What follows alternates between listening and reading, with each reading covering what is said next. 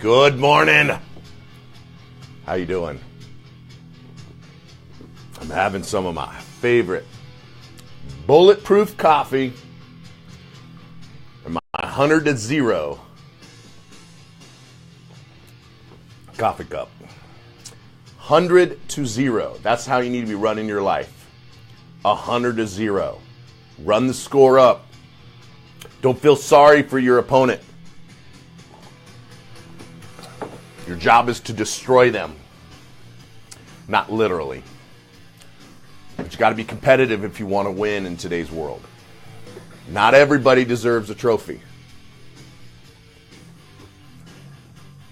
And when you think you deserve a trophy for participating,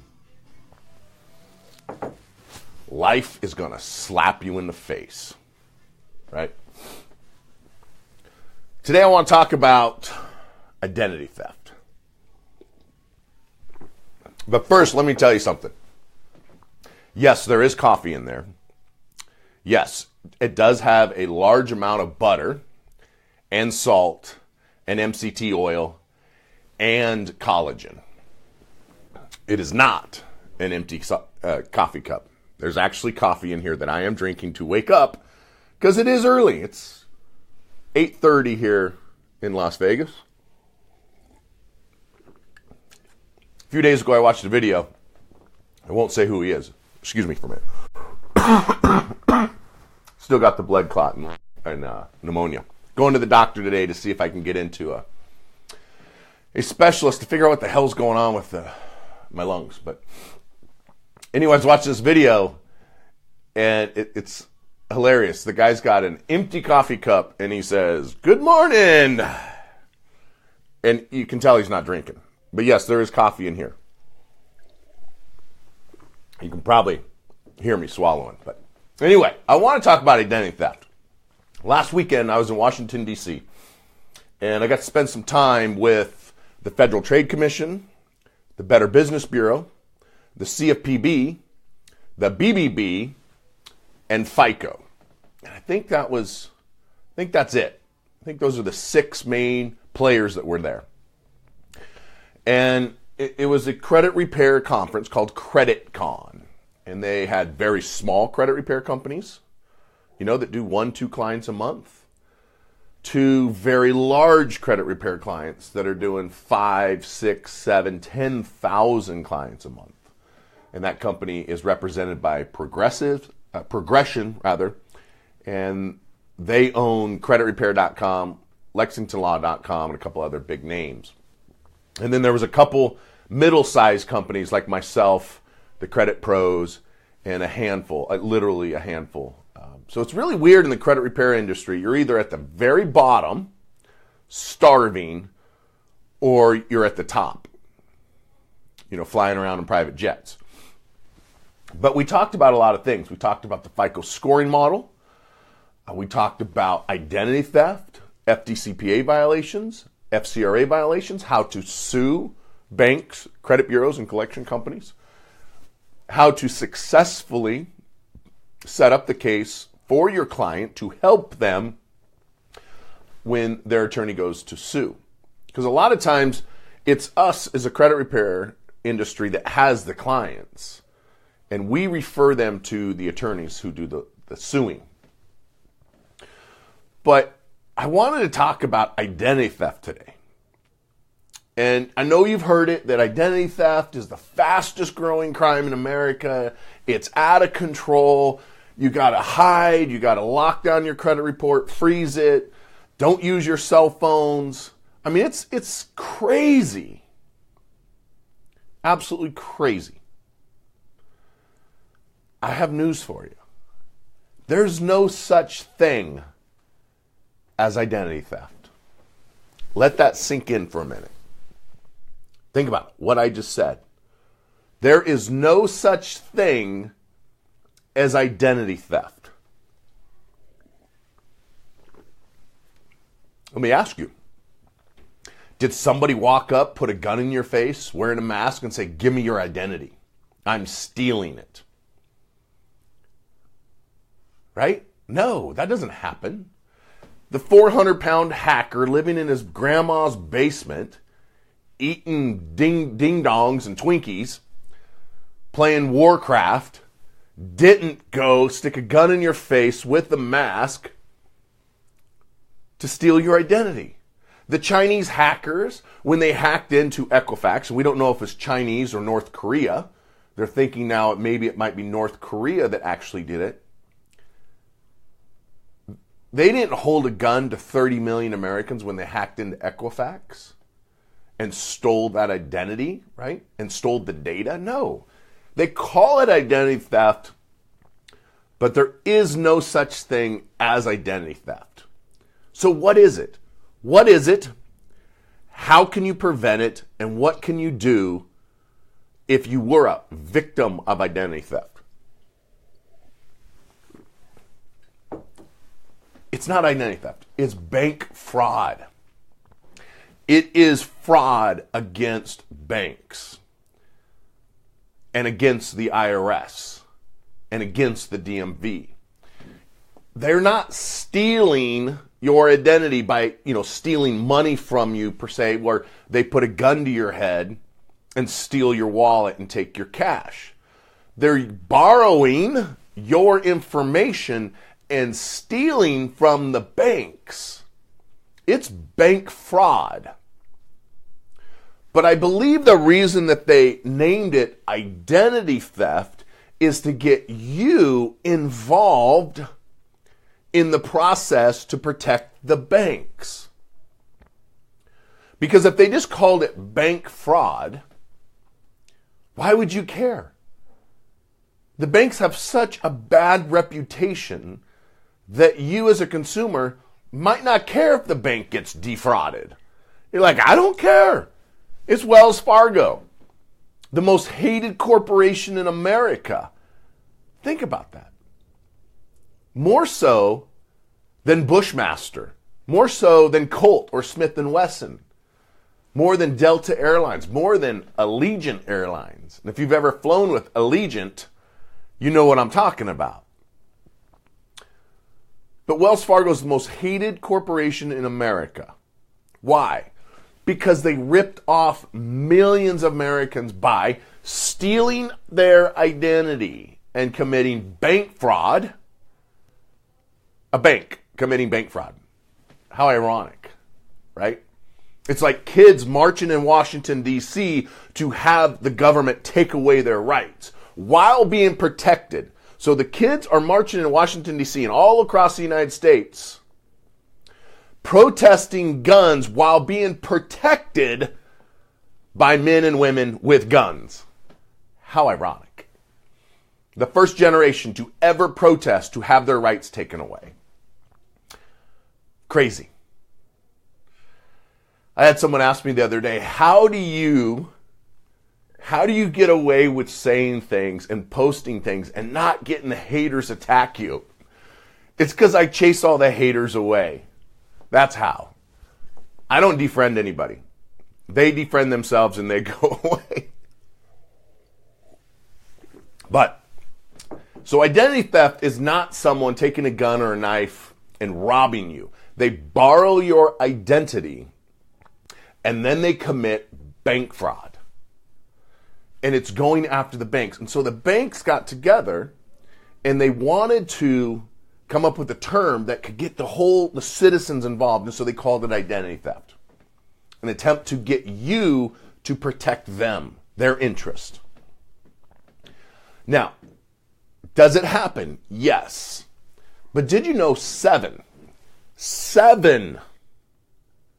out of 10, 70% of all victims of identity theft, 7 out of 10, 70% of identity theft is a direct result of Experian, Equifax, and TransUnion accidentally merging 2 files together into one. 70%. They merged the files. For example, my brother Jeremy and I, our social security numbers, 8 of the 9 numbers are identical. 8 of the numbers. 8 of the 9 numbers were 1-digit difference. My social ends in a 1, his ends in a 7. That is the only difference. We have the same last name. Our birthdays are within 30 days apart of each other or so. And our social is 1 digit off. So they could technically merge that together very easily. But generally what happens is Joseph Smith in Mississippi gets merged with Joe Smith in California. And that represents 70% of identity theft. Now, why would the credit bureaus just accidentally merge the files? It's not really an accident. It happens due to the fact that they don't care. In fact, they want the identity theft, the merged file, because when you dispute that account, it costs them money. When you dispute it, they make money because they're going to bill the banks 30 cents for every dispute that you send. And a lot of people think that credit bureaus hate credit repair companies, and that is not true. In fact, they rather enjoy us credit repair companies, the legitimate companies, because one, it saves them money. Because of us, we save them literally tens of millions of dollars in potential lawsuits because we get items deleted by disputing in an accurate way to get that mistake taken off. So now they don't get sued later on. Second, when we dispute the item, they bill the bank 30 cents. So if I dispute Bank of America, they can bill them 30 cents to $5. And it doesn't cost them anything. The machine goes in, the mail comes in, goes into a machine, opens the envelope, sticks on a conveyor belt, goes through an OCR machine. The OCR machine reads it, assigns a 3-digit code to it. The 3-digit code is transferred then via eOscar to Bank of America. Bank of America goes in, hits verified. They bill them 30 cents. All automated. No humans involved. Most of the time. Sometimes there's some humans, but not very often. And when the humans are involved, they're in India or Brazil. They're not here in the United States. So they make money off identity theft. That's one way. The other way they make money is by selling you identity theft monitoring service, where you actually pay Experian, Equifax, TransUnion. You pay them monthly to monitor your credit report. Did you know that? Did you know that the CRAs, the credit reporting agencies, otherwise known as Equifax, Experian, and TransUnion, own the majority, if not all, of the monitoring services? Now, I own my own, creditmojo.com. I own Credit Mojo, but I have to pay Experian, Equifax, and TransUnion for the report.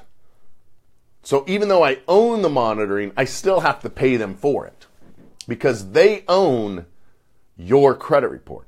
You don't own your credit report. Everybody always says, my credit score, my credit report. You don't own it. It's not like a report card.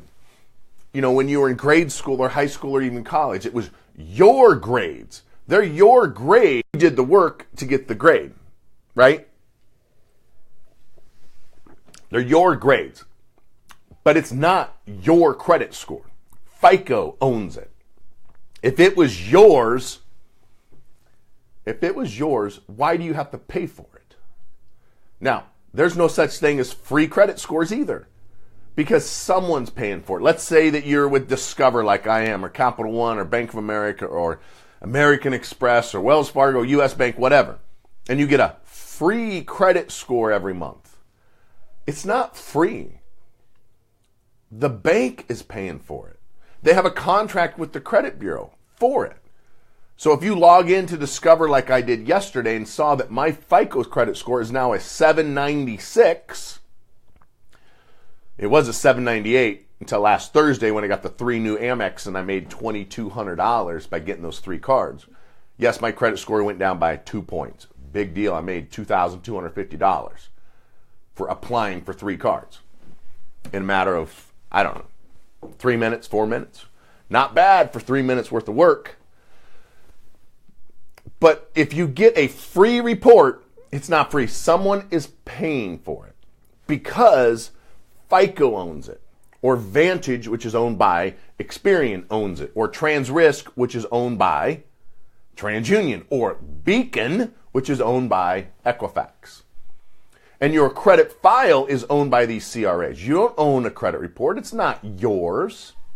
If it was yours,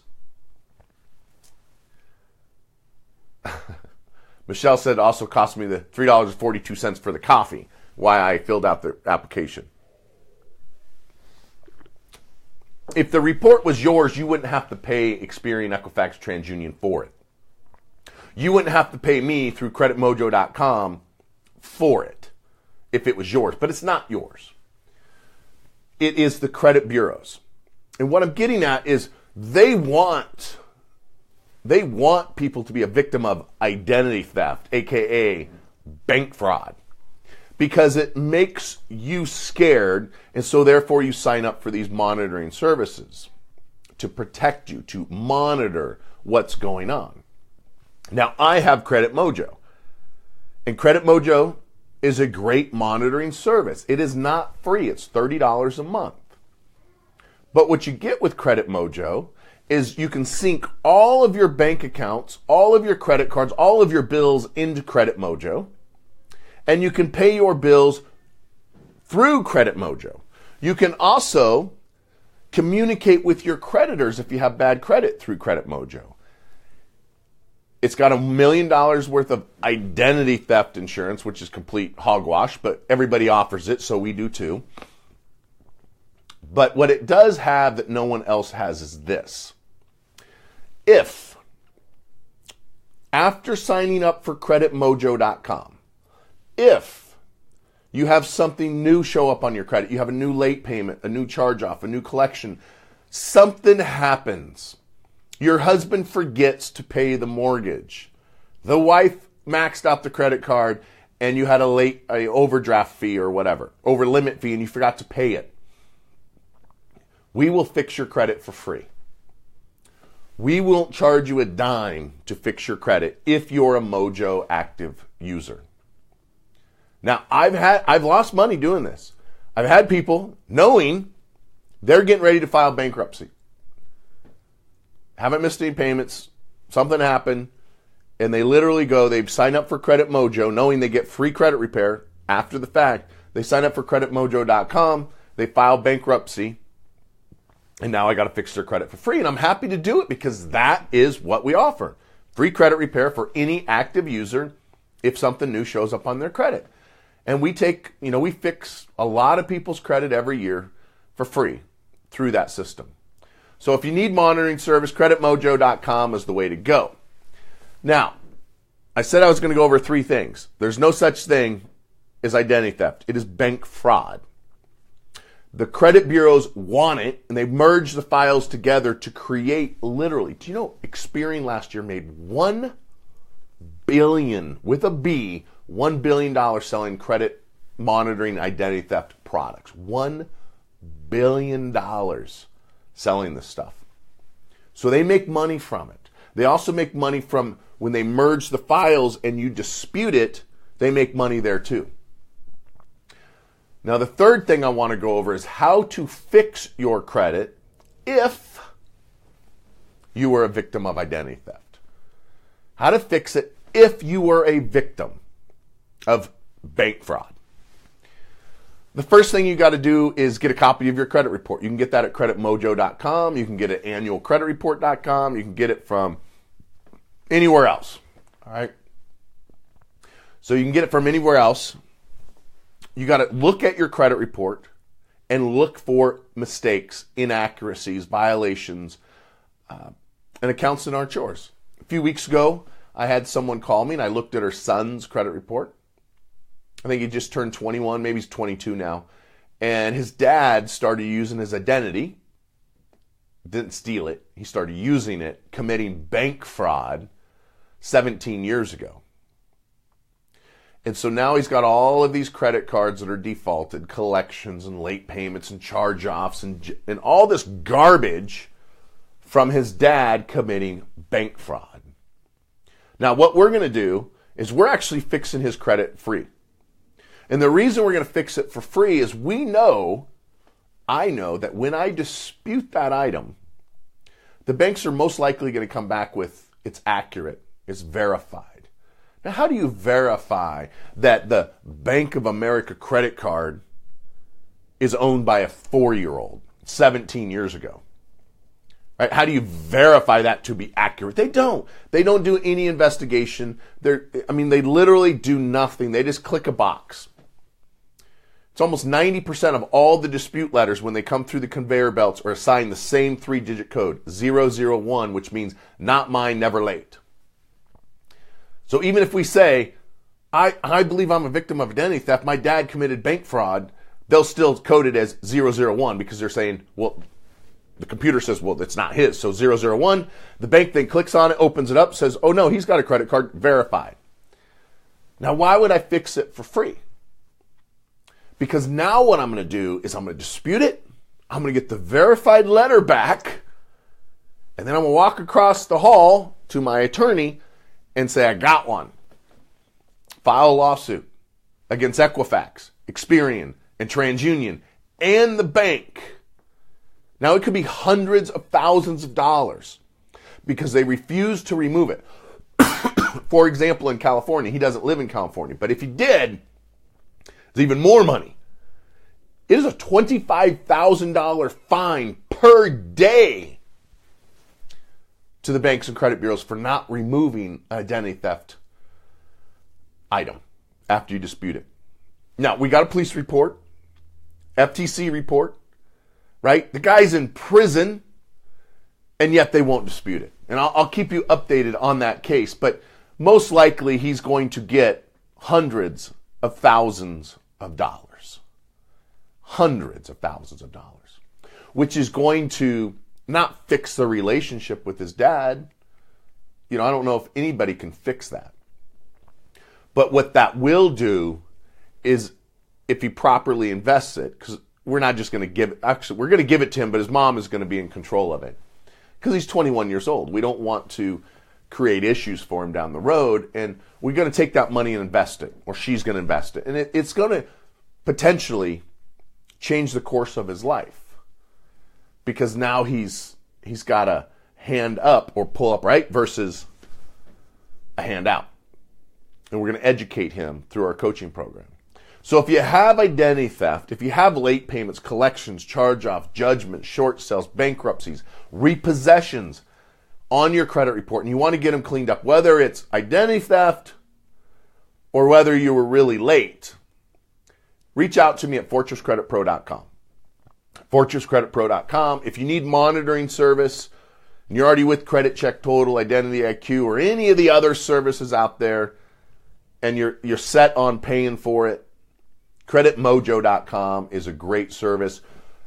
It's just as good as everybody else, except for we got a couple things better, like we sync all of your bills through it, and free credit repair for life if you are an active user of Credit Mojo.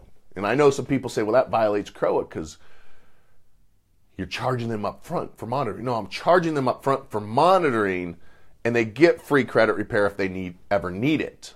I'm not charging them for credit repair. So there's no such thing as identity theft. It is called bank fraud. Right? The credit bureaus make money from identity theft, aka bank fraud, and you can fix it, and it usually takes about 74 hours if you just want it, 72 hours, if you just want it fixed right away without any money. But if you want money, get in touch with me at fortresscreditpro.com or send me a direct message here, and we'll look at your case. We don't charge for it. No money up front, no setup fees, no retainer fees, no deletion fees. If you're truly a victim of identity theft, we're going to go after them for free for you because we get paid on the other side, on the back end. If you got bad credit and you just want to get it fixed, we got a solution for that too. Have a good day.